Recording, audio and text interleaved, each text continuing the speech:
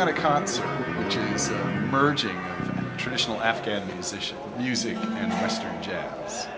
So we've brought in musicians from Kabul, from Los Angeles, from Amsterdam and London to play together.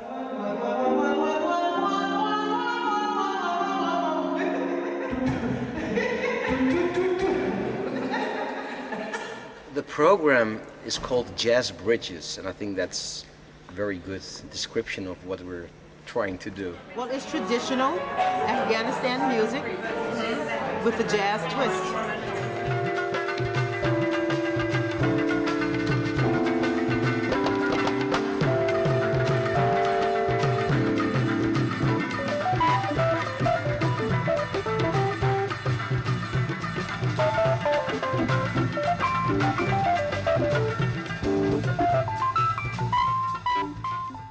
We tried to think of a way to portray the revival of Afghan culture, which has resulted since the fall of the Taliban. There are a lot of stories out of Afghanistan in the news, but most of them tend to be negative, and we wanted to highlight the positive aspects of Reconstruction and of the post-Taliban era. And what better way to do it than through music, through something that everyone can connect with and appreciate and enjoy.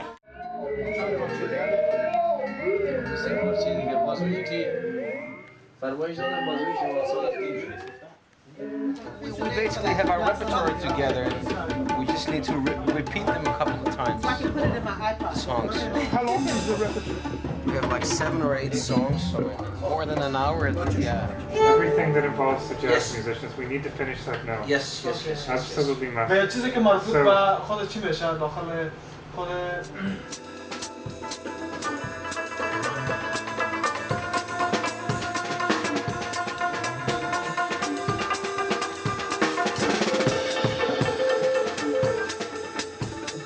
But I'll come down just to make sure it's all cool.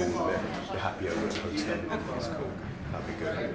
And then we nip off to Union Chapel, do whatever Do what we need to want do to up do. there. Sure, exactly. Perfect. So I'll meet you here tomorrow then. Sure. Hello.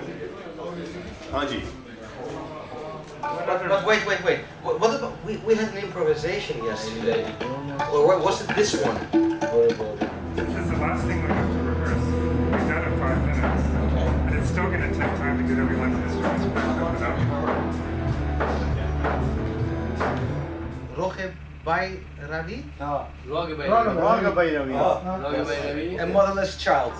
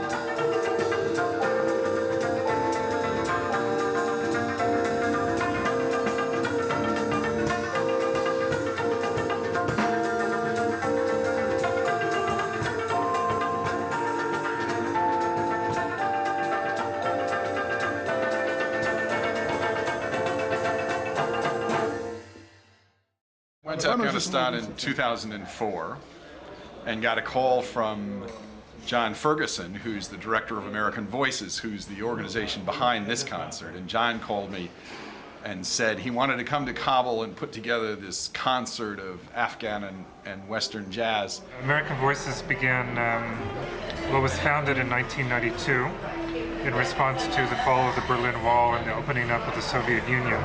And the idea was to just make American music and different genres of American music, whether it's country western or Broadway or classical, accessible to audiences who hadn't been able to hear it before because of the isolation of the period. Well, I graduated from Southern University in Baton Rouge, Louisiana, in opera training. And from there, I married a jazz musician.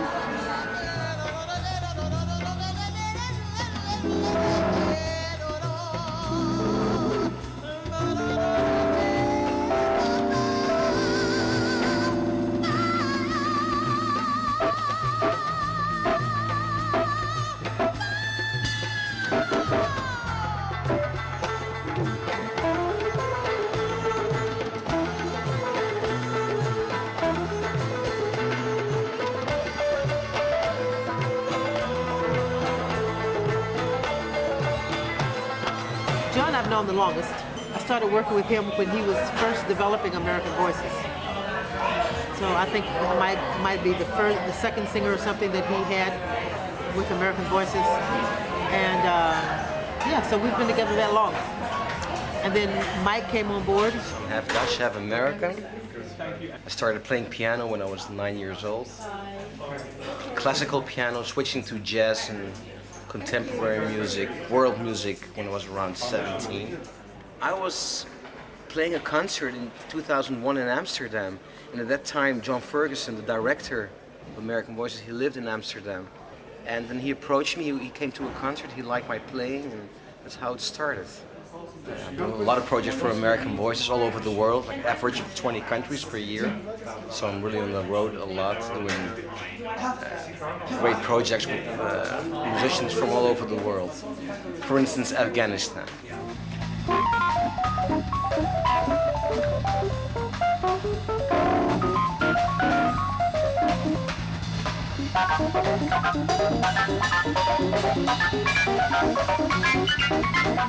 The musicians from Kabul are the GHULAM HUSSEIN Ensemble. He says, when I was 12 years old, I was just playing tabla. Yes. Yeah. بعد از 12 سالگی 2 سال طبله زدیم 14 ساله با زرمینی هم یه کیبورد. And then when I became 14 years old, I started to play keyboard, like piano, yeah. رباب پدر من رباب میزد. پدر من رباب میزد رباب خوشم میامد. My father was also a teacher, so he was also playing ROBAB. I like it very much, so that's why I started to play ROBAB. من 30 سال است که رباب میزدم. And it's 30 years that I'm playing ROBAB.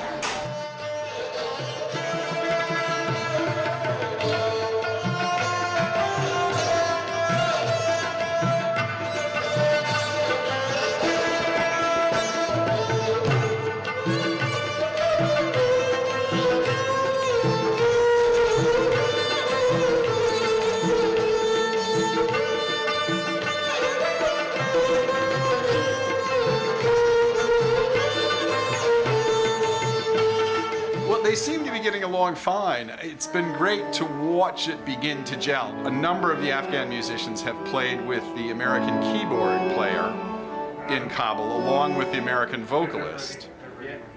But the British drummer and bass player have never played with the Afghans before, but they have played with Mike Del Ferro, the keyboard player. Mike's a friend of ours. We worked together in Angola and Mozambique last year, and he told us about this project. I hadn't played with Afghan musicians before, but I'd played with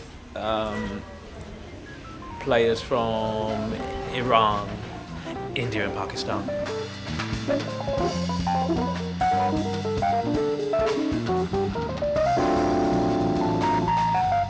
So in the rehearsal space, it was great to watch them begin to develop a unique sound.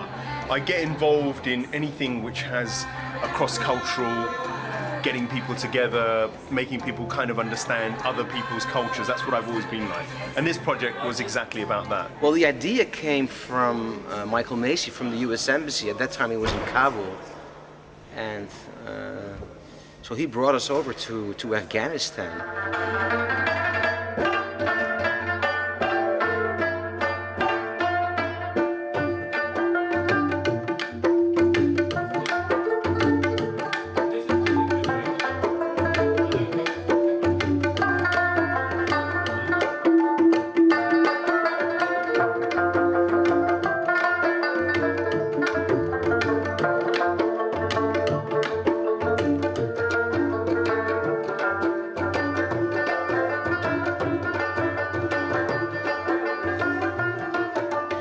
these wonderful musicians, and we just started from scratch, you know, at a rehearsal studio and built up a repertory in 5 days. What's really nice about music being a universal language is once we sat down and started to play and to improvise, it turned out, we knew actually from the first moment on it would turn out into a nice musical encounter, which it did. From home, yeah. Long, long way. Long, long way.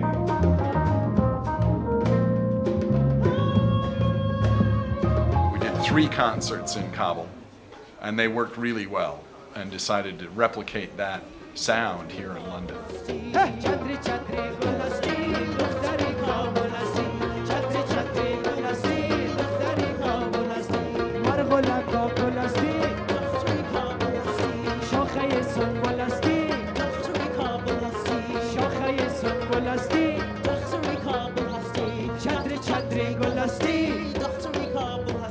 We worked in places like Burma, Kazakhstan, Bolivia, and, you know, many different cultures, many different styles of traditional music. It's actually quite easy to bring 2 improvisatory traditions together. Different rhythms in combination with jazz. I'm going to be improvising on top of these rhythms, but they're all Afghan songs. It's their songs.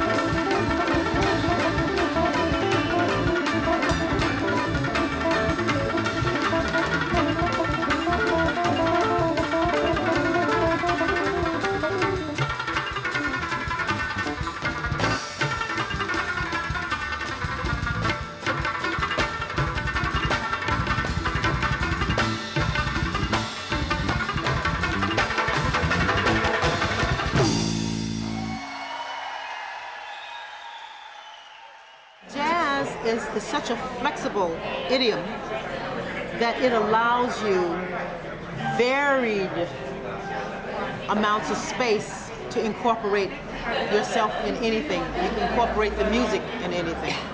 Classical music you can't. We have a sort of a language barrier, but the music is just universal language which puts everything together. That's really great. Let's rehearse. The difficulty is communication and understanding each other.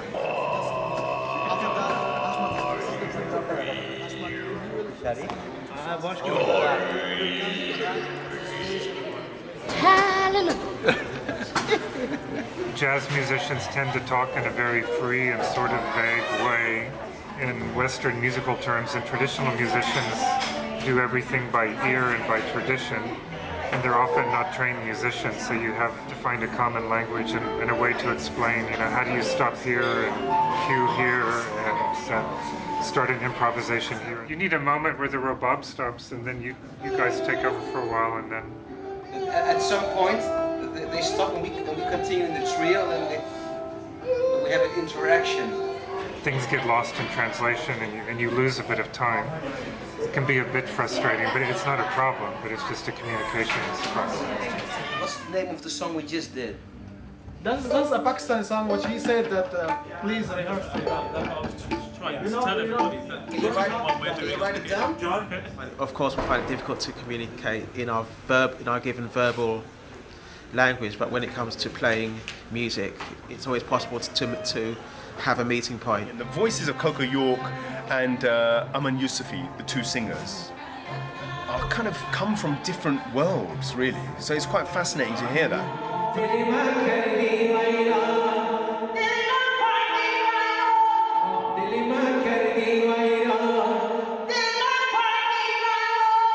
Any collaboration or fusion of two distinctly different cultural backgrounds is a huge task to bring it together successfully. To really listen to each other, to know how to react to what they propose musically. That's good. He says that I'll give you a signal. We will start. We will do the beginning. Yeah. After that, yeah. Okay. Then you will do the end. Western music tends to be based around harmonies, and Eastern music is all about melody. So constantly you've got this battle of harmony and melody. Where there's rhythm, melody and harmony, it's always possible to make music no matter which culture you come from. So it's been simple in that sense. It's been fun. The fact that they're working together means that they know they've got to give each other a little bit of leeway, and there's that kind of compromising that has to happen. But they do it consummately well, considering the pressure and the time we've had today. You know, the drummer, Mark, you know, without even being able to speak the same language as a tabla player, they're able to connect and go back and forth with music, and it's really just fun to watch.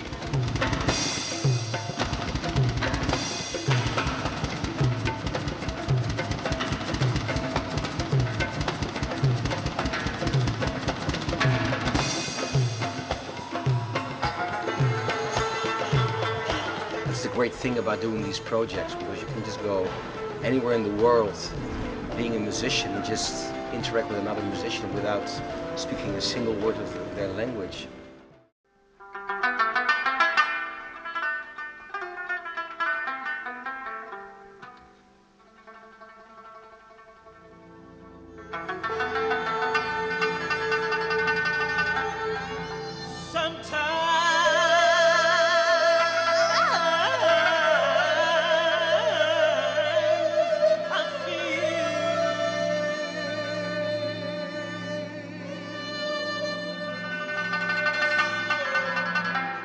Like a motherless child.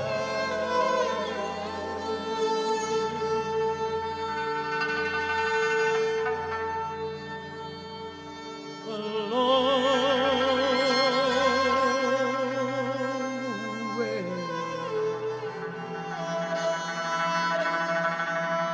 from long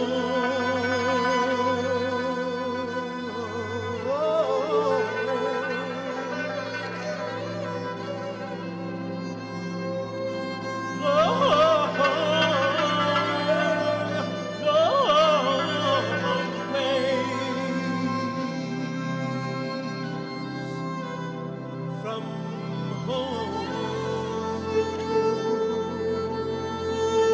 post-Taliban, and especially after that little period in Afghanistan where the Taliban had banned music and you could be hung and killed. And in fact, the guys who then worked on jazz bridges, the Afghan folk musicians, GHULAM, HUSSEIN and the gang, were exactly in that scenario. As soon as the Taliban took over Afghanistan, they had to flee to Pakistan because music was declared haram. My point of view, the music is not forbidden, so it's not what the Taliban thinks about this. There are two kinds of music. One is the music that they play on the streets, yeah, something like that, and one is the music that which they play and parties, something like that. So that music is not forbidden. You could be sentenced to death for doing it. When I heard that during the Taliban regime in Afghanistan, the music is forbidden, so I felt very disappointed.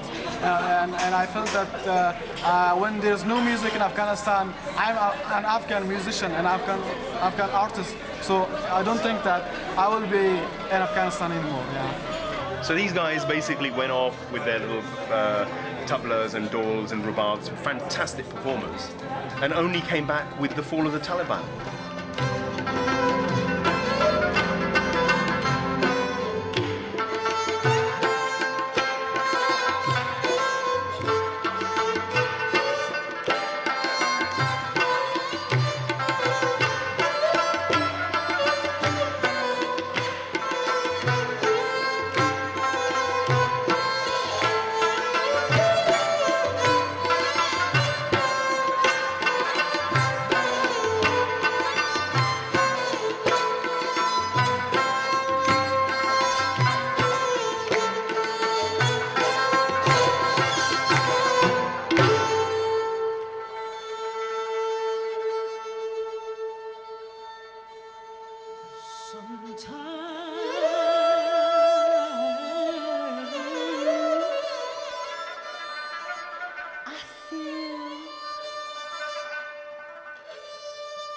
Like I'm almost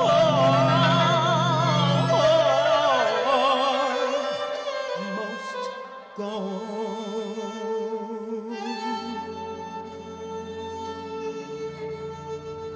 On hearing that, it kind of makes you all the more appreciative of the fact that you have the opportunity to play with people who come from an environment where they had to basically protect their passion, and it says a lot for them to rise above that. So I just heard that there's freedom in Afghanistan, the music is not forbidden in Afghanistan anymore, so I just felt that now I'm from Afghanistan and I need to go back to our dear country and to start again.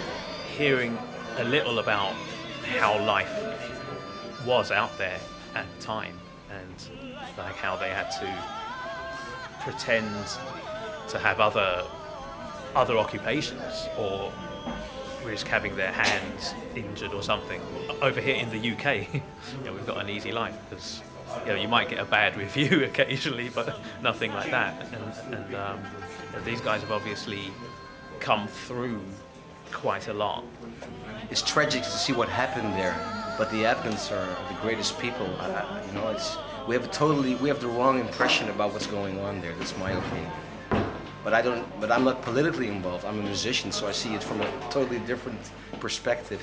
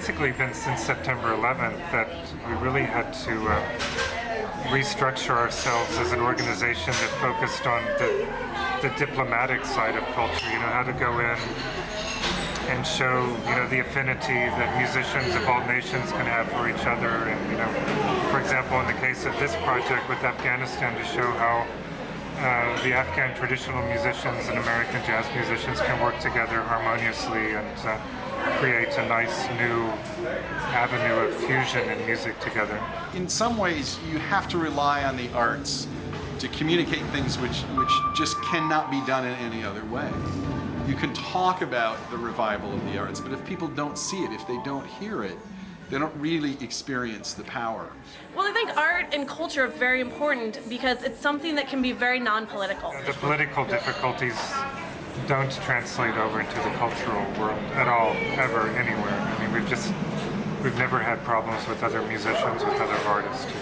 And something that people may not expect the United States to do or may not expect to have happen. And that's part of what's fun about it, is doing something that's unexpected and different. And again, try to show there's another side to America other than our foreign policy and our military. I just think that the whole idea of collaboration with the backdrop of the world, the way it seems to be falling apart, particularly with the Muslim world in the state that it is, and its relationship with the West, and the whole backdrop is politically and economically, everybody's quite aware of that. But it just seems that in amongst all that furore, the cultural aspect and the kind of grassroots, down-to-earth, day-to-day living really just gets ignored. I'm very happy that we are back to Afghanistan, just our own country. So that's why. So I'm really happy. The work is going on. It's going to be reconstructed, and all the United Nations and other countries, 29 other countries, they are supporting Afghanistan. So we are really happy, and inshallah, in future, it will be well. In and of itself, it's not a story that's likely to make the 6 o'clock news, but it has a dramatic impact on people's lives in Afghanistan. And I think this is a good reminder of the fact that life does go on, and there is hardship, and there's a huge turmoil, and who's responsible, who's not responsible, that's really something which we, on a macro level, nobody can deal with, but on a micro level, we can do this to bring people together. قابل جان بگیرم زرگری را شطری شطری گلچی گلستی بسازم حلقه گوشی پری را شطری شطری گلستی دختری کابلستی اگه یار جان به ما مایل نگردد شطری شطری گلستی دختری کابلستی بگیرم کاغذی جادوگری را شطری شطری گلستی چادری چادری گلستی دختری کابلستی چادری چادری گلستی دختری کابل هستی